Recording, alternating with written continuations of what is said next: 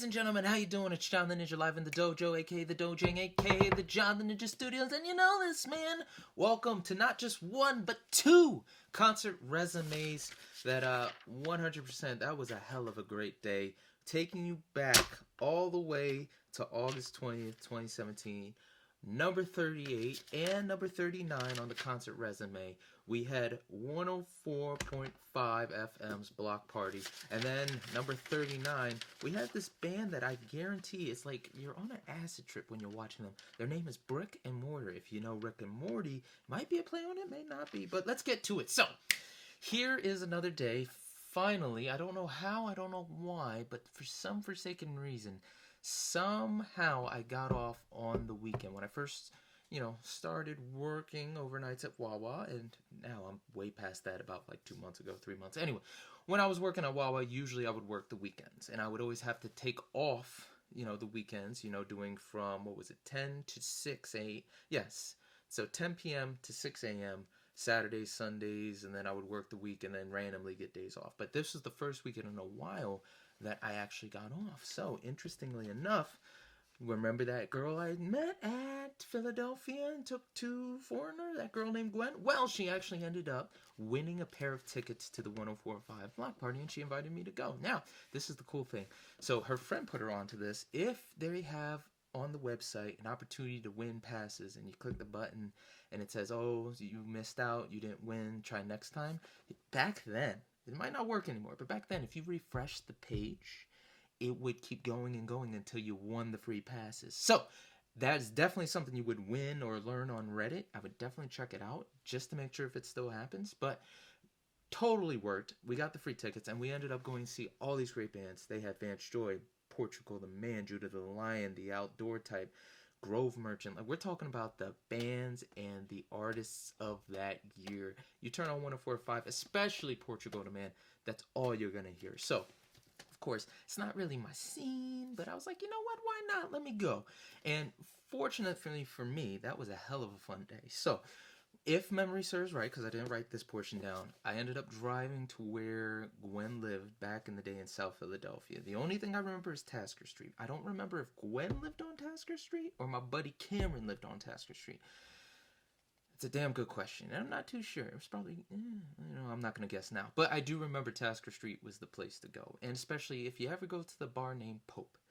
That is the place. I even stole a glass from there. And I didn't even know I did it. It was such a good time going to Pope every time we went. So, here we are. I drive down to her place, and there's for some reason, years to come, I still remember, there's always this spot I would get. And it wasn't a handicap spot, not at all, but it was a spot near a tree. And every time I parked in Philadelphia, even to this day, I'm like praying to the good Lord, let there be parking, Lord.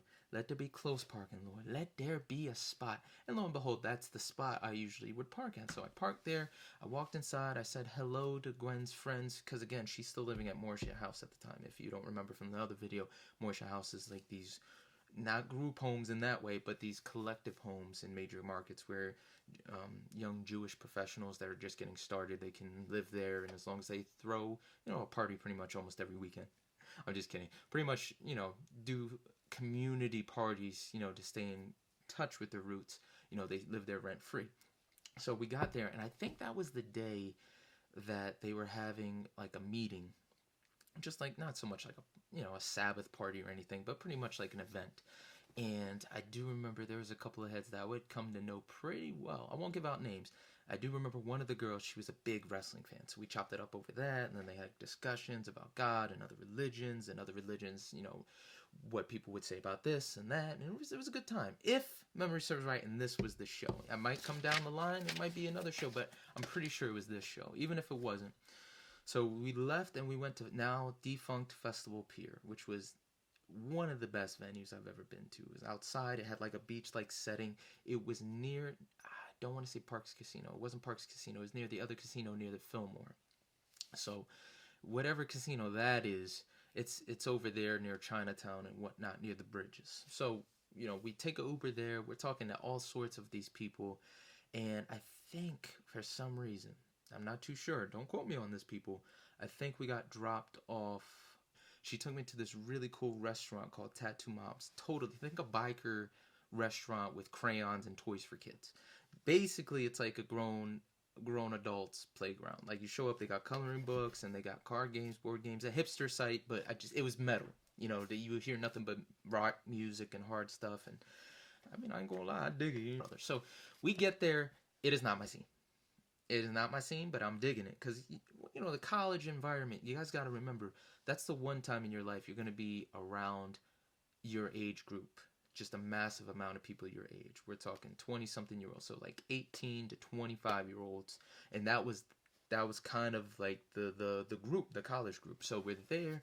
And, you know, got the 104.5 people, and we're talking to, like, all these people at these booths and stuff. She ended up winning free tickets. And the show was kind of just, it wasn't intermission, but, you know, it's between bands. So, you know, we got maybe like a drink or two. But mostly we were just catching up, learning about each other.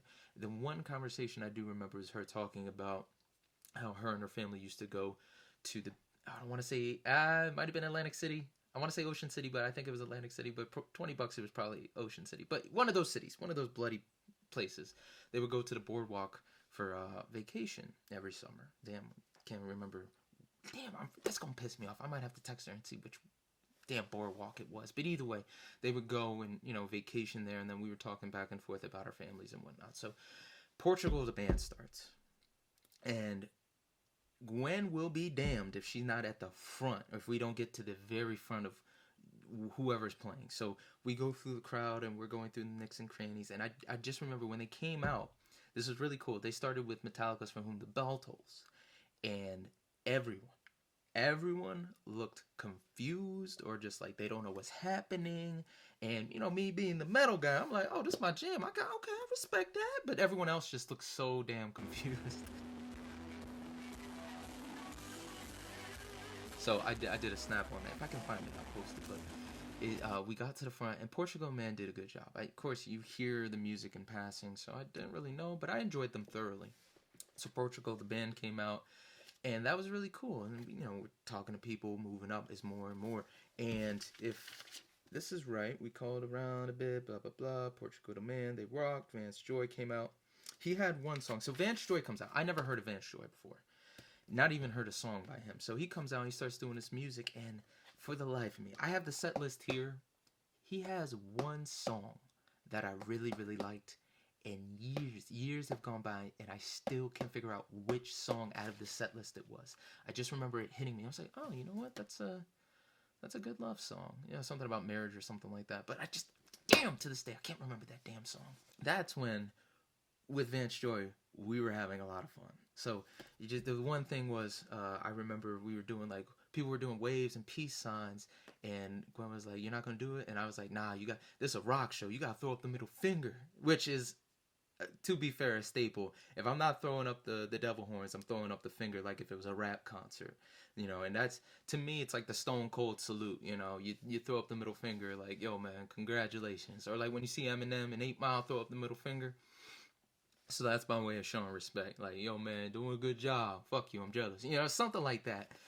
But, you know, from then on, too, a lot of the shows we went to, we were flipping people off. And when I say we, I mean probably me. So, but I did that prior, too. But we were having fun with, like, doing devil horns and stuff like that. And there was a moment where they were intermission, Vance Joy was talking, and I go, thank you, Ed Sheeran! And then the person next to us was like, that's Ed Sheeran? We started dying. And a couple other people with us were dying too. But this one, I forgot totally about this. So apparently we were really close. I didn't even remember how close we were. I did the devil horns to Vance Joyce. And go figure, he smiled. He smiled right back at me. He was like, okay, I see you. Maybe, listen, that's what's written here. But that kind of floored me. I was like, holy crap. I was like, damn, look at me getting some attention. So we watched the show, and it ended. We weren't there for the whole day. You know, it ended pretty early. I want to say probably like around 1, 2, maybe 3 p.m. But either way. So this is the main part of the story. If you don't remember anything else from this video, this is what you need to remember. Gwen had tickets to another show. So we just got done, concert number 38, you know, and she was debating whether to go to the show she won tickets to at the MilkBoy in Philly for Brick Mortar. So there's this movie called Stormship Troopers, and with this movie, there was a moment where, now, bear with me, I'm trying to make you understand this is a very important subject, where one of the stars, his name is Rico, he's offered to dance with a girl that's had a crush on him in a while. But either way, he was kind of being like a hard ass. He's in the military. He's like, hey, it's inappropriate for us to dance and shit. And she's like, well, okay, screw you. And then, she grabs another guy and they go dance and enjoy themselves. And his commanding officer walks up to him. He's like, hey, Rico. He didn't say that, but he basically told him, it's like, hey, listen, if you have an opportunity to have a good time or enjoy a good moment, don't let it pass. You once asked me for advice. Never pass up a good thing. And years too, like there was some verse that we've talked about in Bible where it was like, if God gives you an opportunity to have a good time or have a good moment and you don't take it, that's technically, it can be seen as a sin, but it's definitely an insult to God. Like, take what God gives you, because Proverbs, especially Ecclesiastes, life fleeting, life is quick, you never know what can happen. So definitely take your opportunity. So we're talking, she's like, I don't know if I'm gonna go. And I was like, you know what, Mita, listen, you never know. If you ever have an opportunity for a good moment, just go. And we ended up having a great time at this show. So here we are. We're trying to figure out what to do. Should we go straight there or should we not? So we was like, okay, let's stop at CVS, get something to drink, and then we'll go there and figure it out. So I think we walked a long time. And there's some stories I can't mention that I said, and I guess she said some stuff that I could say, but it's none of y'all business. But the one story I remember from this day that I constantly look back on, and I don't know if I should get a redo or should look over it or whatever, but it always stuck with me. It was while we were at CVS, we were in line, and there was a kid behind me, and he was in a wheelchair. And he had I never forgot this, he had a Buzz Lightyear sticker. And my heart, it didn't sink because it's like, oh, he's in a wheelchair. It was more of like, damn, this kid's so young, he's in the wheelchair, and he just looked sad. So, I was looking at him, and he looked at me, and he kind of gave me this look like, and most of the time, if that ever happens, you ever look at somebody, and then they look at you, and you look away? That didn't happen. So he looked at me, I was like, oh, hey, man, how you doing? And he's like, he smiled a bit. I was like, hey, man, you got Buzz Lightyear? That's really cool. And I didn't get as low as I wanted to, because I've heard, and it's been mentioned to me, like when you're talking to a person in a wheelchair, a way to be a little bit more personable is to come down, get on your knee, or sit down with them, or at least come eye to eye, because it can be very intimidating, or it can be very insulting, or it can make you feel a certain way when you have to look up to people all the time. Me being as short as I am, I understand that, but you want to make them comfortable. And so I can't remember if I got on my knee, but I think I got close to him. I was like, hey, man, that's pretty cool. I wish I was Buzz Lightyear and stuff like that. He cracked. And then we were next in line, like literally after that. I was like, hey, man, I'll talk to you in a second. So, I went up, I paid for my drink and her drink. And then, his mom and him got in line. And it was kind of like, I wanted to say goodbye, but we didn't say goodbye. And his mom kind of just waved us. I was like, thanks, guys. And I was like, okay. So I walked out. And in my head, to this day, I felt like I should have did more, or I could have handled that better. Like I didn't really do a good job. And still to this day, Gwen was like, you know what? No, you did a great job. Do you see how happy he got when he lit up when you talked to him and mentioned Buzz Lightyear and stuff like that? Like you made his day. And to this day, I don't feel like I don't know. If she said it, that's the only validation I got. I hope I did. Kid, if you're still out there, I hope I made your day. But, I felt like I could have handled that better. So that always stuck with me. It wasn't like I, made the most egregious hello and I wasn't wild. But I just, stuff like that sticks with you. Little moments like that. So here we are. We go through the day. We're chatting up, still talking, still becoming friends, and we get to the MilkBoy. I've never been to the MilkBoy. There's 2 locations in Philly. So we're there, and we go upstairs, and the first band, I don't know how long it took us to get there, but Jesus, we probably walked until it got dark. First band's performing, they're just getting done, and, we're in there. I think we buy a drink, I don't remember. These are the small details, people. These aren't the details. Let's see. She wasn't expecting to go, blah, blah, blah. First band, I don't know who they were. I don't know if this was the band, but I think it was the second band. The second band comes out, they're playing, and it's hard rock, punk, real crazy. And I was kind of heckling the best I could. I'm not the best heckler, but I was heckling the band. And he mentioned something. He's like, yeah, guys, we should go drinking. I was like, yeah, we'll go to my grandmother's. He's like, your grandmother drinks? I was like, most of the time. He's like, damn, that's a hardcore grandmother you got, man. But I was just playing with them. But they definitely did a good job. just having fun with it and playing and, just going back and forth. And it wasn't filled yet. So when the next band, this Brick and Mortar, we're about to play, that's when they push up. And if you never heard these guys, I definitely suggest you listen to their take on All Along the Watchtower. It's just these two dudes and one other guy. At first it was just two guys, but the one other guy showed up later, and he was my favorite out of the band. He shows up, and their drummer, John, he goes to the front. He starts setting up, starts doing stuff, and we're chatting a little bit here and there. But, man, when that first song started, he was pissed. I don't know what happened with the sound guy. I know it's not the best sound stage and all. I mean, it's literally a venue upstairs. It's a pain in the ass. Having lifted, shout out to my boys in Triple Goddess, having lifted shit heavier than me up those stairs and getting equipment up and down. Oh, my God. Listen, I'm not expecting too much from the soundboard, okay? And it's not a bad soundboard. They actually have pretty good, solid people there. Shout out to the MilkBoy. So it was a fun time. So they start, and it is nothing but an acid trip without the acid. These guys it is a great time. Zach, you're watching this. Go check them out again. I told you when I first saw them. I told you when they dropped the last album. Watch them again. If you want acid trip type music, you want bands like The Sword, you want bands like Bareness, you want bands like Brick and Mortar. These guys were all over the place. It's just the bass and guitars, and they have programmed music to go along with it. And they had this guy, this short little redhead dude, was like doing like the theatrical stuff. He was dressing up. He was in his underwear in one moment, and then he was in a pill bottle one moment, and he was just looking like he was having a terrible time. And I even called him out on it. I was like, "Yo, bro, you okay? You look like you're having a bad time." And Switty bastard, really smart remark goes, "No, I'm not having a bad time. But when John has a bad time, I have a bad time." So I was like, okay, that was a good remark. And of course, I love yelling at bands, and when they give it back, it's great. So they played a lot of songs. The song of the night was the song called One Little Pill or Pill. Let me see. I don't have the set list, but you'll see the video at the end of this. It's like, one little pill. And the guy, the redhead, was going around sticking people with these stickers of pills on their forehead, and he walked up to Gwen and smacked her in the head with one. Crazy enough, I still have that damn sticker. I put it on my guitar case along with all the other stickers I got. So, go figure. That was pretty entertaining. But the guys were really good, really charismatic. And the whole thing was just ridiculous. So, they did the last song, and they're finishing up, and I'm screaming, "Encore!" And I get a bunch of other people to come in with me, like, "Encore! Encore! Encore!" And the guy's like, "Yeah, we don't do encores. I'm sorry, guys."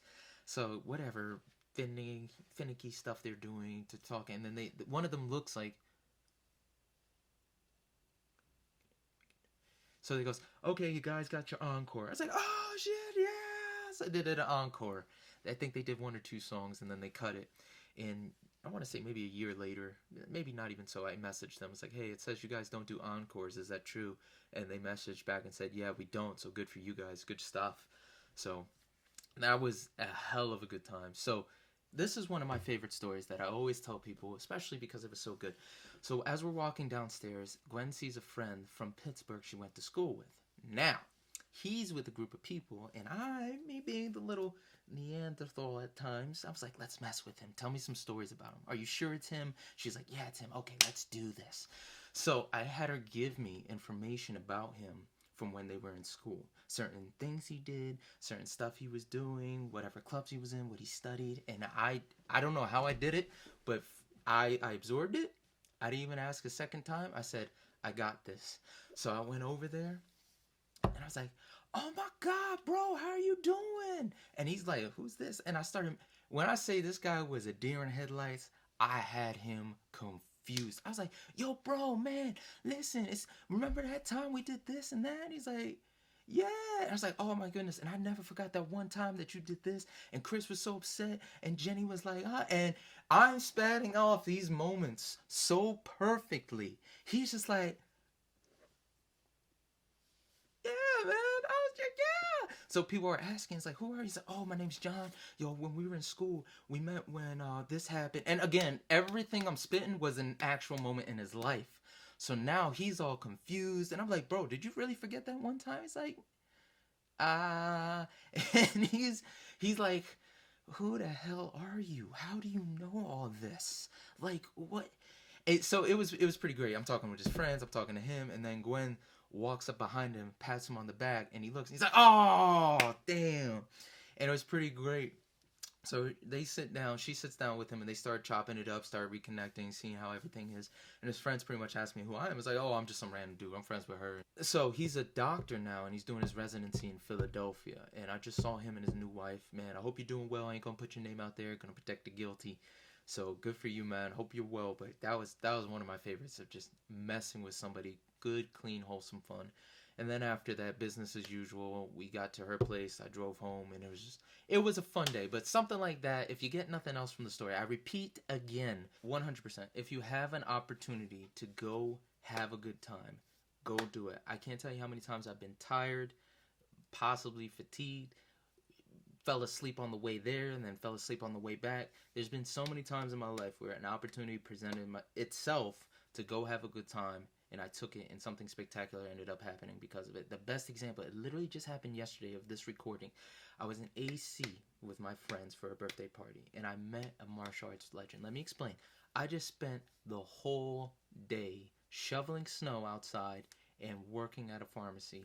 I was at work. I was tired. I wanted to just sit back and watch the Royal Rumble. But my friends hit me up, said, "Hey, John, everyone's in town," which is a very rare occurrence in the first place. "Let's all get together and go to AC." Now, me, I don't get to see my friends that often. They're either in different states, at least down south, different states. They're all busy with their families. They got kids. They're married. And plus, along with that, we just had a snowstorm. So all the roads, especially Route 40 in Vineland, Millville, all these places in South Jersey are totally destroyed. So the roads are terrible. So I'm sitting there. I'm tired. And I'm like, I don't want to do this, but I probably should. And I hit my friends up. I was like, "Hey, listen, I'm probably going to be, it says it's a 40-minute drive. I probably get there in 30, but because of the snow, it's probably going to take an hour 20. I got a text back. It's like, "We'll wait for you." I said, "Done deal." So I went, brushed my teeth again, put on some new clothes, grabbed some extra pants, and I drove. Very slowly, might I add. Listened to an Iron Maiden record, listened to a little radio, but I drove there, and I was just thinking in my head, I was like, you know what? I'm very thankful that, one, I'm going to be able to see the guys again, and two, we're going to have a good night. So I ended up making it to the house. We all did our hugs, and then we drove out to AC, and of course, we're having dinner, we're catching up, we're having a couple of drinks. But one weird thing is we're seeing all these people walking around with trophies.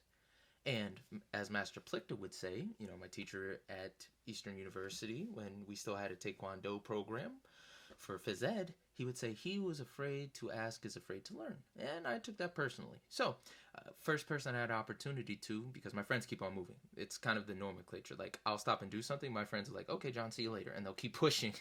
And I got to try and find them and catch up. So, they always come back for me, but that's usually what happens. So, I asked him, I was like, "Hey, good sir, what is that? I'm curious. I see all these awards." And he's like, "Oh, it's a martial arts expo, all these black belts." And I meet him, and I'm starting to see people, and after that, I see this face. It's under a mask, but the body, the face, something looks familiar. And, I'm walking away, and my friends are walking away too, and I was like, you know what, something told me. It's like, "Hey, don't give this opportunity up. That person's still there. Go see them." And I'm like, I don't know. And then, something really hit it home, like, "Hey, don't let it go. Go find out, make sure." So I said, "You know what? Fine. Let me go do it." So I went, and I saw this dude, and I was like, "Hey, excuse me, sir. I think I know who that is, but who is it?"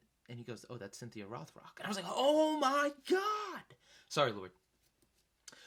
If you don't know Cynthia Rothrock, she is no, I take it back. She is the first female fighter to be on the big stage.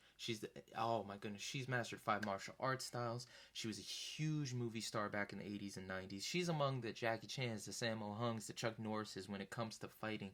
She lives in Delaware. I never would have thought. I never would have guessed. I grew up watching her in all these martial arts movies and all these fighting styles. And I was like, holy crap. So I asked her. She had to go. But I was like, "Miss, I'm sorry." I was starstruck again. This time I really couldn't even get the words out. Maybe because, I started with martial arts when I was really young. So it meant more. I was like, "Miss Rothrock, you've met my teacher in Krav Maga. And just, I sounded like a jackass and an idiot, but she was cordial enough to give me a picture, which was speechless. Thank you so much, Master Rothrock. So, with that said, not only did I not have a great night with my friends, not only did I just, get to see some friends I haven't seen in a very long time, but I got to meet a legend doing it. So guys, just remember, even though you're tired, even though you've had a long day, if you get an opportunity to go out, hang out with some friends, if it's not detrimental to your health, take it. And I guarantee you, it's something special is going to happen. So guys, woo, that was a little long-winded, but of course we always are. 3839 concert resume. What a good time. Guys, thank you as always. Please subscribe, like, share with your friends. I got some big stuff coming your way this year. Some stuff I wasn't even expecting, so it's going to be really good. So, the next concert resume is a band I never thought I would really see, but it was definitely a treat. A band that does not get the love that they should when it comes to performing a live show. And of course, it's going to be a Green Day, if you get it? See what I did? Very corny. Anyway, next one is going to be Green Day, concert resume number 40. Guys, thank you so much. Until next time, be smart, be mindful, and God bless. Ninja out.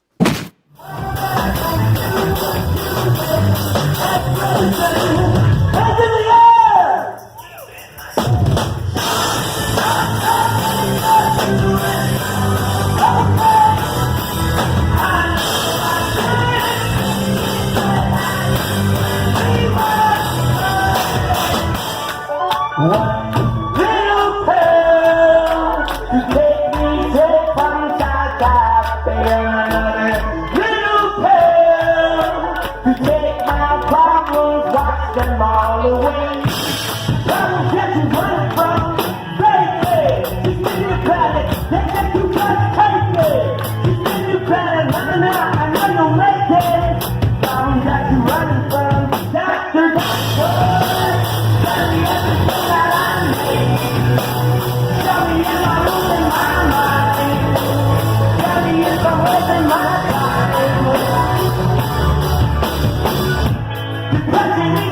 Everyone, crazy.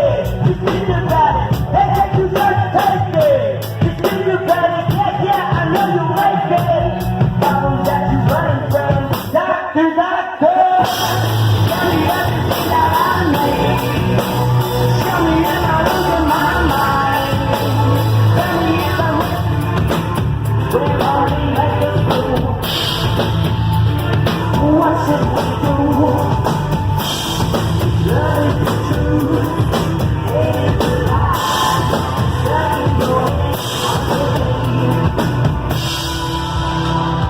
Fall again tonight. If you choose what's wrong, not right, you know you really should care. 'Cause someone suffers every day in every single kind of way. Will you burn or break, stay.